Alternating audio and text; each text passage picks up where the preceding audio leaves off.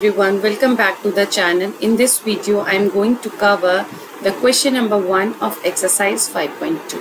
Okay, fill in the blanks in the following table given that A is the first term, D is the common difference and AN is the nth term of the AP.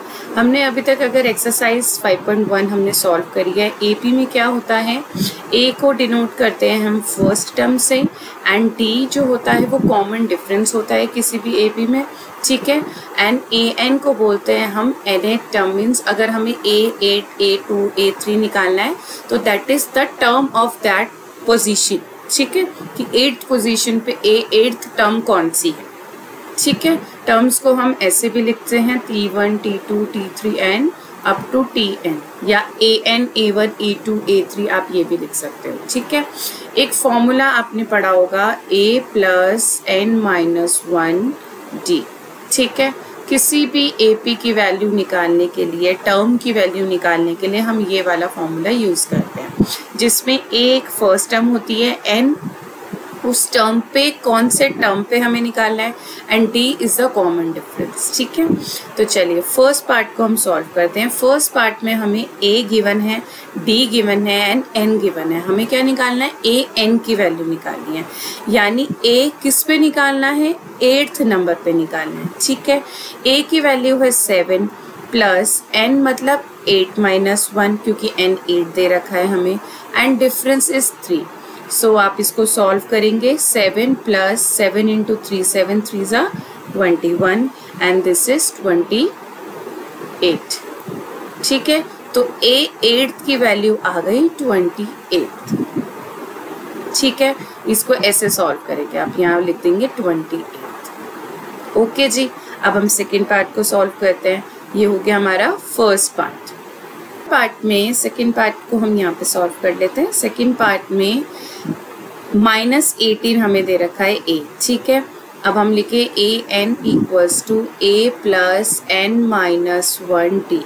Okay, so A की value is -18, ठीक है जी, plus n की value है 10 minus 1 और D तो हमें find ही करना है एंड AN की वैल्यू हमें दे रखी है 0, ठीक है, यानी A10 की वैल्यू है वो 0।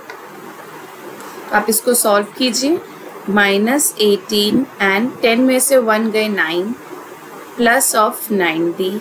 18 को हम इस साइड ले जाएंगे, 18 इक्वल्स टू 9D, सो 9 2 ज़ा 18, this implies D equals to 2। So common difference हमारे पास आ गया 2, ठीक है। सेकेंड पार्ट में हो गया, कॉमन डिफरेंस निकालना था 2, इसमें AN की वैल्यू निकालनी थी तो हो गई 28, ठीक है। अब हम थर्ड पार्ट को देखते हैं। थर्ड पार्ट में हमें A की वैल्यू निकालनी है। ओके जी, इसको मैं नेक्स्ट पेज पे कर देती हूँ। ऐसे करेंगे, AN equals to A plus n minus 1D, ये हम फॉर्मूला यूज़ कर रहे हैं। इसमें हमें A की वैल्यू गिवन नहीं है, ठीक है जी, A की वैल्यू गिवन नहीं है।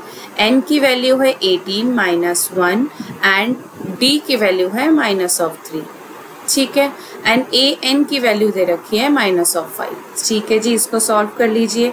A प्लस 18 माइनस 1 इज 17 को मल्टीप्लाई होगा -3 से एंड -5, ठीक है।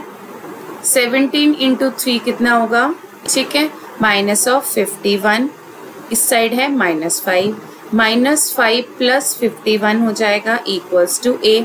Then 51 minus 5 is A equals to value आ जाएगी 46, ठीक है। इसमें A की वैल्यू हो गई 46। This is the third part, ठीक है।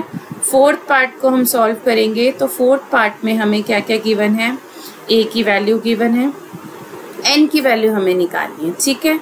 AN है 3.6 इक्वल्स टू A की वैल्यू है -18.9 प्लस n माइनस 1 इंटू 2.5, ठीक है। इसको सॉल्व कीजिए, 3.6 equals to -18.9 plus 2.5 n minus of 2.5, ठीक है। इसको एक साइड ले जाते हैं, 3.6 plus 18.9 plus 2.5 equals to 2.5 n।